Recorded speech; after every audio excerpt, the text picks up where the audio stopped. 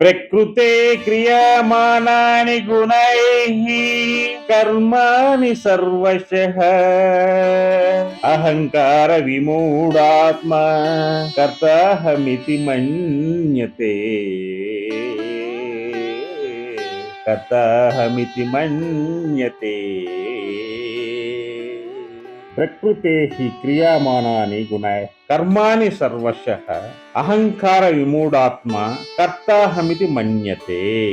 అయితే ప్రకృతే అంటే ప్రకృతి యొక్క, గుణ అంటే గుణముల చేత, సర్వశ అంటే నానా విధములుగా, క్రియామానాని అంటే చేయబడుతున్న, కర్మాని అంటే కర్మలను, అహంకార విమూఢాత్మ అంటే అహంకారముచే వివేక శూన్యమైన మనస్సు గలవాడు, అహం నేను కర్త చేయువాడను ఇతి అని మన్యతే తలంచుచున్నా. దీనికి తాత్పర్యం ఏంటంటే ప్రకృతి వలన పుట్టిన సత్వ రజోగుణముల చేతనే సమస్త కార్యములు జరుగుతుండగా అహంకారముచే వివేక శూన్యమైన మనసు గలవాడు తానే చేస్తున్నానని వాడు తలుచుకుంటూ ఉంటాడు. దీనికి వ్యాఖ్యానం ఏంటంటే ప్రకృతి వలన పుట్టిన సత్వ రజోగుణములనే, ఈ సత్వ రజోగుణములే మనోబుద్ధి చిత్త అహంకారములు, సూక్ష్మ పంచభూతములు, కర్మేంద్రియ జ్ఞానేంద్రియ శబ్దాది విషయములు అను 24 తత్వములుగా మార్పు నొందినవి. కాబట్టి ఈ దృశ్య ప్రపంచము, దేహము, మనో బుద్ధాక్తులు సమస్తము ప్రకృతి జన్యమే. ప్రకృతి వలన కలిగిన ఏ దేహేంద్రాలు రూపం ఉపాధి చేతనే సమస్త కర్మలు చేయబడు. అంటే ఈ ప్రకృతి వలనే మన సమస్త కర్మలు చేయగలుగుతున్నాము. కానీ వానికి సాక్ష్యకు ఆత్మ చేత కాదు, తాను వాస్తవంగా ఆత్మస్వరూపుడు. ఈ ఉపాధికి దేహేంద్రములందును సాక్షి కావున యథార్థంగా తానే కర్మలు చేయటం లేదు, ప్రకృతే అంతయు జరుపుతున్నది. దేహేంద్రియ మానసాధుల సంయోగమగు ఉపాధియే ఆయా కార్యములన్నింటినీ చేయుచున్నది. కానీ దేహాదులం దభిమానం గల అనే వివేక నేను చేయుచున్నాను, నేనే కర్తను అని తలుచుకున్నాను.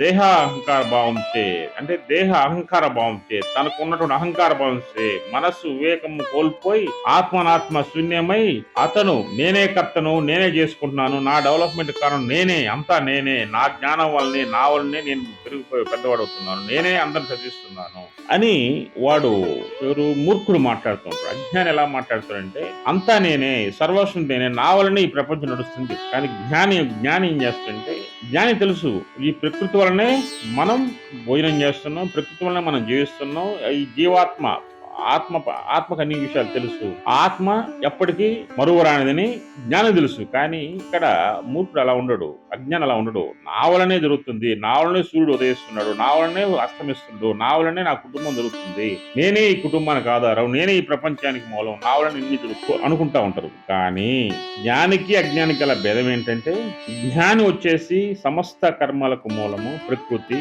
పరమాత్ముడు అనేది జ్ఞానికి తెలుస్తుంది. అజ్ఞానికి ఏంటంటే సమస్త కర్మలు నేనే చేయగలను, నా వల్లనే నేను బతుకుతున్నాను, నేనే అన్నిటికీ మూలం అనేది వాడు అలాగా అనుకుని జీవిస్తూ ఉంటాడు.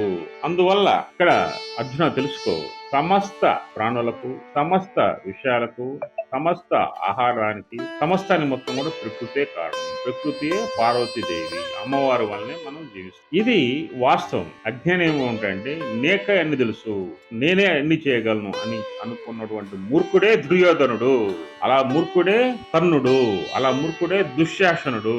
అందువలన వీళ్ళందరికీ నాయకుడే ఎవరు? ధృతరాష్ట్రుడు. అందువల్ల వారు మరణించక తప్పదు, ధర్మం వైపు నిలబడు, యుద్ధం చేయి అని శ్రీకృష్ణుడు అర్జునుడికి హితబోధ చేసి. జై శ్రీకృష్ణ, జై శ్రీకృష్ణ, జై శ్రీ